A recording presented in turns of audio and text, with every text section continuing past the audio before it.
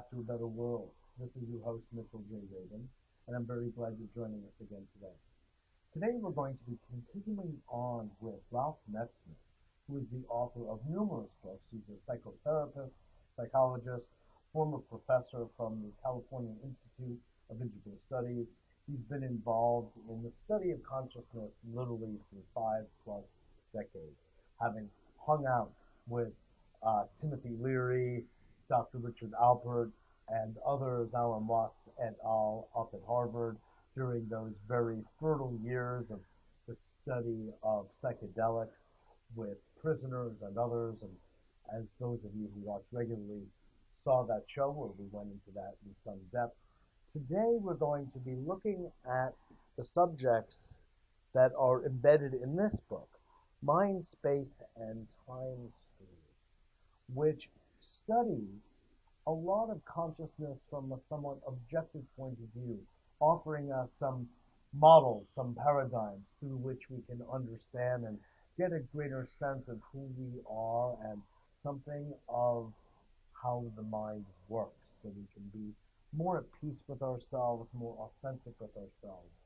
and more connected. Maybe even more intelligent. I don't know. Yes, hopefully, yes. Ralph, thanks so much for being on the show Thank you today. for inviting me. I appreciate Absolutely. the opportunity. Sure, it's a pleasure. So, unpack it if you would. You've spent so long putting together this abundant series of writings, result of your own research and observations for so long. What is it that you feel our audience should know about the nature of consciousness from your view? Right. Well, consciousness, for many years, people in this field who worked with the consciousness expanding drugs that we call them, the term consciousness expansion was actually the term used for drugs like psilocybin, LSD, and so forth, before the term psychedelic was invented. And the term psychedelic, now I've come to prefer the term consciousness expanding, which Leary created, and Albert Hofmann, the chemist who discovered LSD and psilocybin, actually, whom I came to know very well, and he actually said at the time, and he wrote letters saying he liked that concept very much. And it's a kind of an unusual concept, consciousness expansion, because most people, you ask them, have a very vague idea what consciousness is. It's very hard to define. So philosophers and psychologists have argued over it for centuries. Sure. You know, I sometimes think like consciousness expansion, like who knew it could expand? It's the kind of thing that can expand, you see. And but I think because if it can expand, it can contract. Yes, so it can have expand. This movement, that, like bellows. Right. You know? And like psychedelics, it was a term that's accrued all kinds of other cultural meaning. I know my daughter, when she was like 9 years old, she came back from school one day and said, "Ooh, look at those colors! It's psychedelic." You know, not she didn't have any idea what that meant. It's become like a cultural thing. Right. Pop culture. Paisley, pop culture. Right, yeah. But that's not the significant thing about psychedelic experiences. That's right. So I like consciousness expanding because it points to the fact that consciousness can expand, and these certain substances and certain experiences, or consciousness can expand without any substances whatsoever. In fact, it expands every day in the morning when you wake up. When you wake up, it's a consciousness expanding because you may be in bed and you may be in a dream or not, dream state, and you wake up and you become aware, oh, here I am. I'm in my bed. Oh, I have this whole body, and here's my bed, and my room, and my house, and my job, and my family, and all these kinds of things. It's like a progressive consciousness expanding, unfolding of your life. And every night when you go to sleep, you kind of withdraw. You close your eyes. You kind of meditate. You withdraw from everything. You go into a very internal state. So consciousness kind of expands and contracts all the time.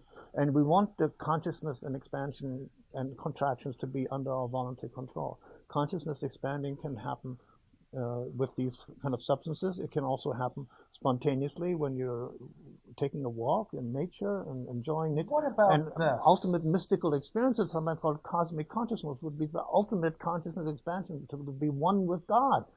And, whatever ultimate means, but certainly it's a nice idea. Yeah. I'd like to ask you about this notion between brain and mind. Because as you were speaking, I was thinking about experiences that I have of certain words Mm. or certain word combinations that represent an idea. Mm.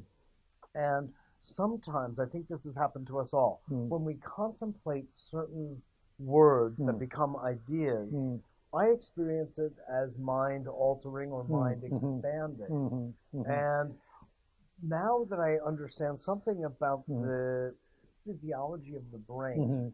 I realize that new neural nets are Mhm. being formed, Mhm. new synapses are occurring, and Uh-huh. new growth of my dendrites are actually Right. physically occurring as Mhm. I sit and contemplate an idea Right. at a level that I hadn't in the past. Right. What is the Yeah. relationship between this idea of mind expansion or consciousness expanding Well, and this yeah. physiological correlate? Yes. Well, that is another paradigm. You see, then there's many different paradigms for studying consciousness, and one which is probably the one that's most often used is like what kind of states of consciousness or consciousness functions like perception, learning, and so forth are associated with changes in the brain. Yes. In this book, I'm not a brain So what I'm physiologist. saying makes Yeah, sense to you, though, absolutely. in terms of, Yes, okay, that's absolutely, it and correlates. it's a very Okay. valid area of research. With a lot of things are being discovered all the time because more and more understanding of the brain and the detailed structure and function of the brain.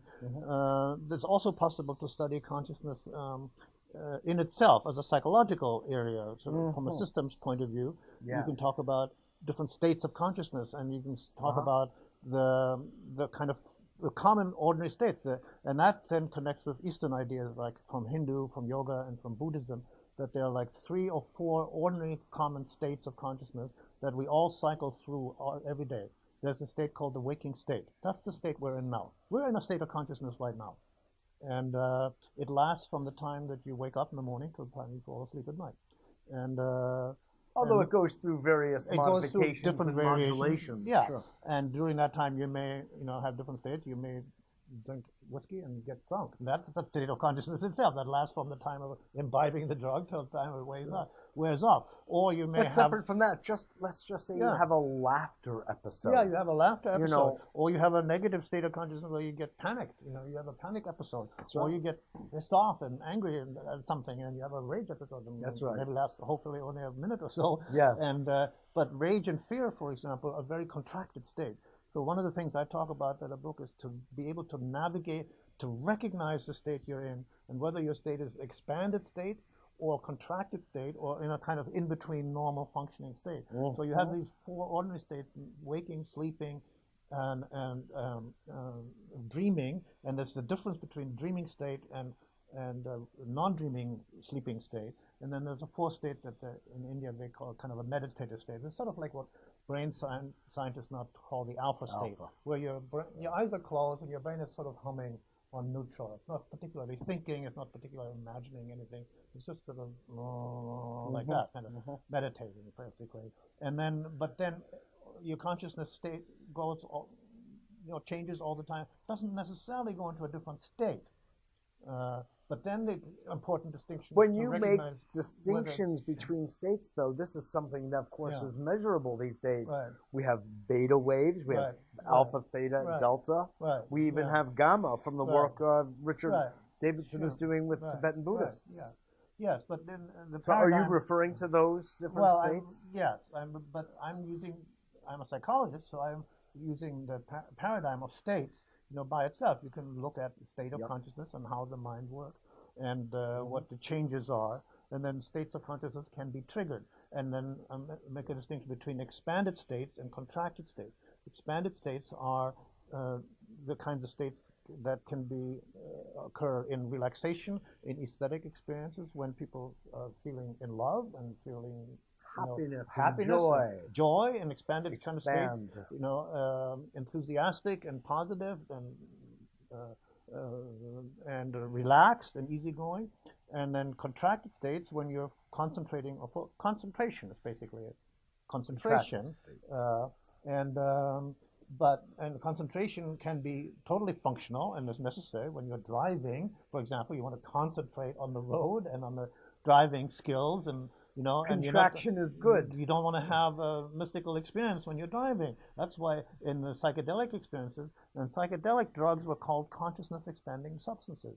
But it's not automatic. They don't expand consciousness automatic. You have to be in a safe set and setting, which was Larry's term, where it's safe to expand. So people that are, and the people who are doing research with these drugs now, they understand that completely. When they take MDMA you go to a clinic, you don't just take the drug and go home and take the drug and function. You go into a clinic, you lie down on a sofa, you put on eye shades, you listen to music, and then you go within, so that you're not being bombarded by the external outside stimulus. world. Exactly. So you have the opportunity to look at your own mental it's processes. Context sensitive. Right, exactly.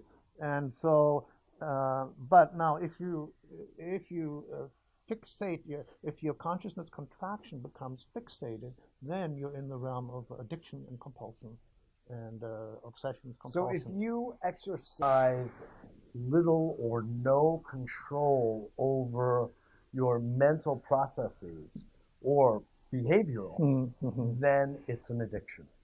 Yes, that's right. If the concentration is not under your intentional control. That's why people in the addiction field say, well, there's nothing actually wrong with drinking alcohol. It's not the alcohol that you drink. But if you drink alcohol to the exclusion of other parts of your life, like your family, your job, and stuff like that, and it all falls apart, there's a problem.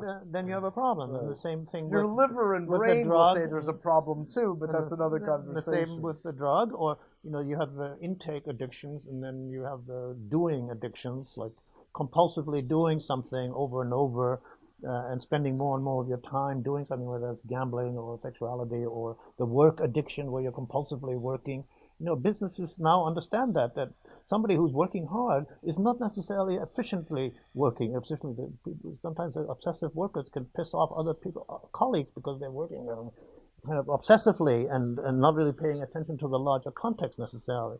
You could say that the phrase working hard is a bit of a bizarre phrase anyway. Right. Because its opposite would then be actually working soft. And what does that mean? We don't have a meaning for that. Yeah. So do you know what I mean? It's almost like this leftover from the idea a is you want to work, headset that doesn't actually have meaning in itself, except for it's a compulsive. The compulsivity is concentration in a fixated way, in a compulsive way, that you have to do it in order to feel better. So what would you say to your clients or your students, for that matter, if they, asked you about these things, like, how can I use my consciousness to my own maximum good and for others? A lot of psychotherapy. I'm a psychotherapist. A lot of psychotherapists understand that. And people work with their clients. Psychotherapists work with their clients to help them overcome their addictions, compulsions, obsessions, and the kind of thing. It's very difficult. It's not that easy. And in some cases, of course, then now fear states, which are then fixated fear states, become traumatic fear states, where and that's one of the key areas of applications of psychedelic drug, or especially this one psychedelic drug called MDMA, or also popularly known as ecstasy, which is different than LSD or mushrooms or any of those drugs, in the sense that it doesn't really bring in about any visual changes or colors or any kind of psychedelic patterns like that. Right. It just kind of produces an emotional heart opening kind of thing. But that has turned out to be the most effective therapy drug for people who are suffering from PTSD, obsessive, traumatic, obsessive thinking and behavior triggered by trauma, where you don't really want to have cosmic consciousness kind of experiences. That's the last thing somebody like that needs. What you want to have is this kind of heart-opening experience that reduces fear, because they reduce fear completely, chemically. And then the person is in a therapeutic setting where they can then take the time in a very calm way to review the trauma that they've had.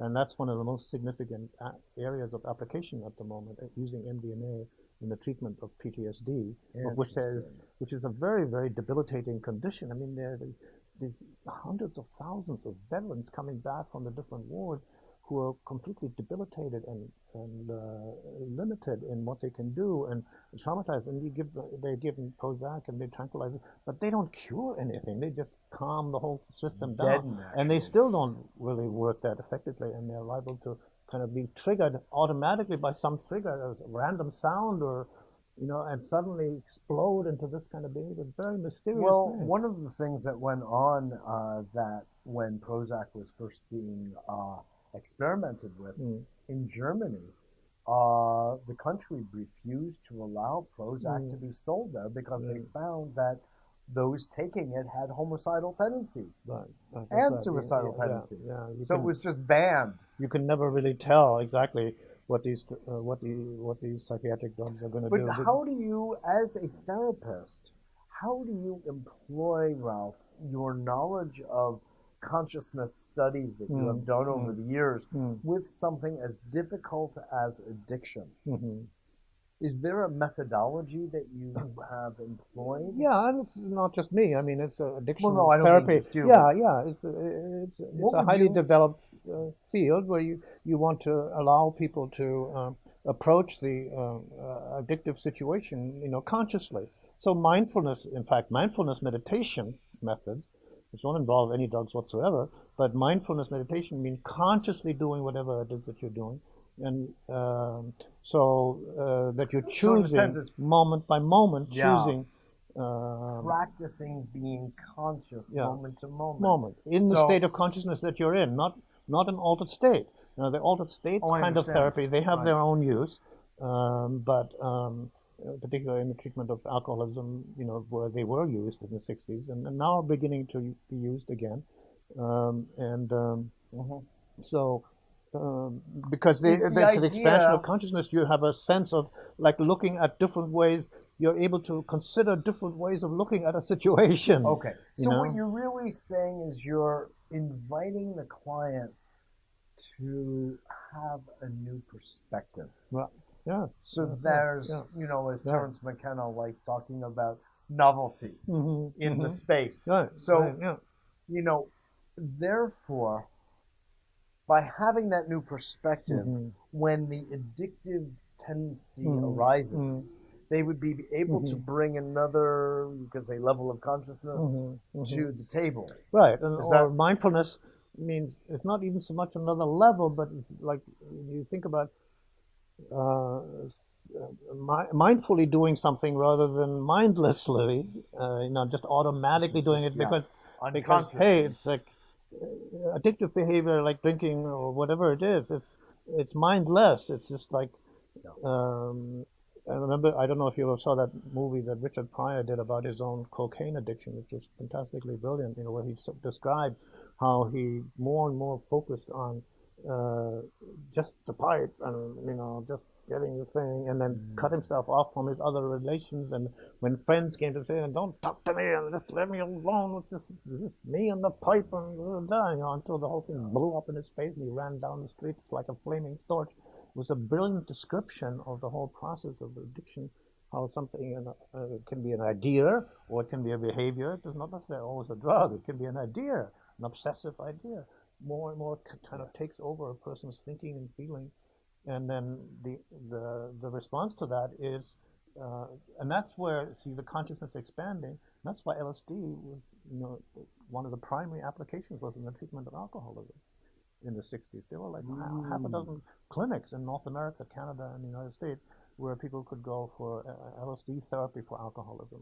And because then it was like simulating the idea of alcoholics often talk about bottoming out and seeing that they have, the AA system, that you have to bottom out where you have lost Yes. control over your life and you give up and you ask God or however you may conceive Him, your higher power, to help you. You're saying, which makes you receptive.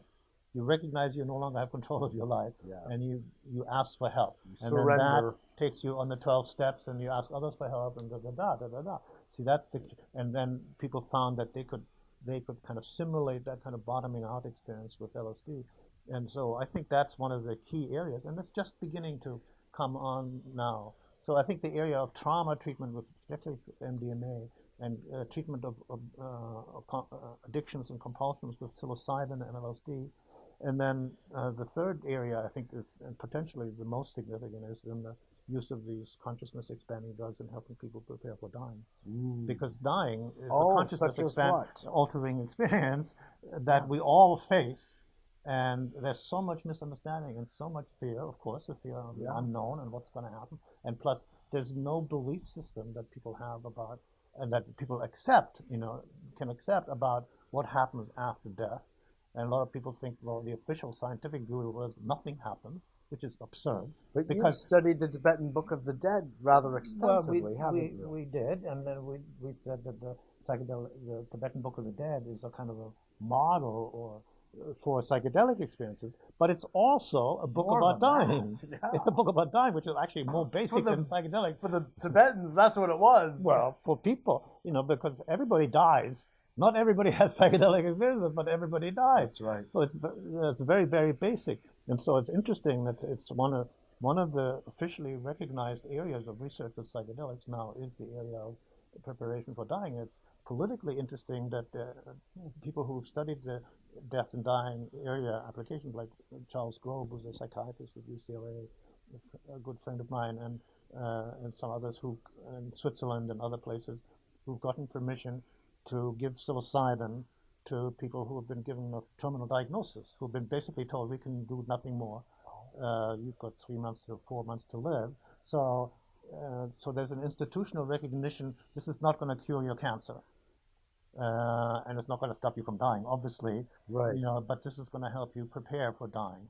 And what is the understanding that it would do to prepare? Well, that's I internally know. Yeah. But what is the official story? That's what they studied.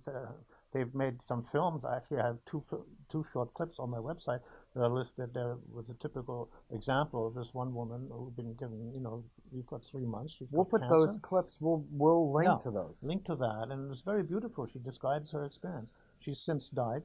She describes her experience. She was given psilocybin in the study at UCLA with Charles Grobe. And she describes, she said she had, she went into it, she was full of anxiety about this and that, and the pain she's going to have, and how it's going to affect her family, and her relationship with her husband, and she's going to die, and what's going to happen, and my children. How is dying going to affect her relationship to her husband? Yeah. She was worried about him, right? She was worried about how he's going to handle it, like that. And she said, all these fears and anxieties I had. So she was holding on so tight. She was so wound up. This is how she described it. She said, they congealed into almost like a kind of a mass, congealed mass right in my chest. And then that mass dissolved. And it was gone. And I realized in the same moment that my husband was alive, and we loved each other, and my children and my garden, and my life is good, and she realized I can put my energy and my attention on the beauty of the life that I still have. And she went back to gardening and spending time with her family, her children, her friends, and even taking up more new hobbies, everything like that. And she just focused on the present. She started to get really healthy. She realized that I'm thinking about what's going to happen and what might happen in the future, but not what's now.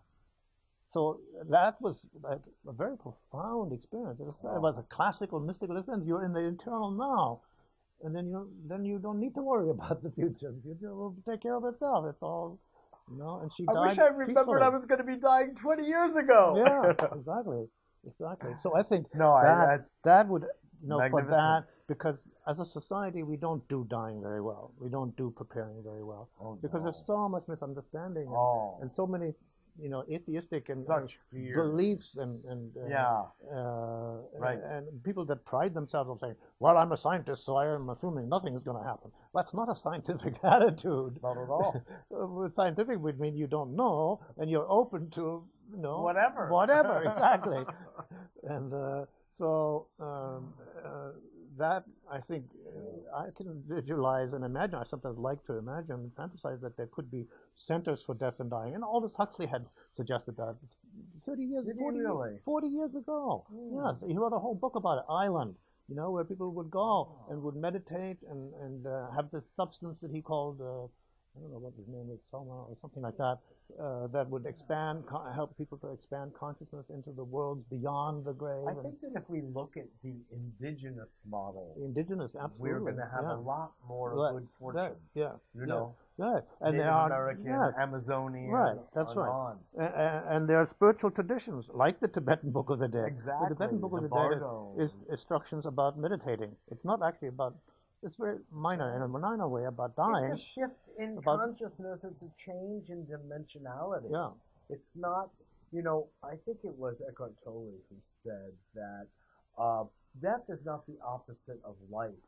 Death is the opposite of birth. Yeah, exactly. Right. And boy, does that help to clarify things. Yeah. Birth is the entry, and death is the exit. Exactly. And life is an overarching concept, because there's life before birth and there's life after death. Right. Of course, there's a prenatal period, and there's a whole phase of life that's from conception on to birth. That's another whole phase of life that's completely different than ordinary life. And when you're born, that's actually a kind of dying, and Stan Groff and others have pointed this out. The human birth is actually the death of the fetal self. The fetal self dies, or the fetal ego dies, and then the infant self is born at that exact same moment. Yeah, isn't that interesting? So there's a very the corollary interesting then on the other side would be interesting too. Yes, when the Tibetans talk about the moving toward the luminosity, right? Yeah. That there's that interim period. Believe it or not, I hate to say that we're out of time. There we are. Doesn't mean we're standing at death. It just means we're out of time for the moment. For the moment of the show. Yes, well, Ralph, that just shows when you're having a good time, you collapse time. Yes. So, thanks again. Yes, absolutely. Thanks for inviting me. Mm-hmm. Absolutely. Very special. This is Mitchell J. Rabin for A Better World. Thanks so much for joining us. I hope you were moved by that as much as I was, and I look forward to seeing you all next week.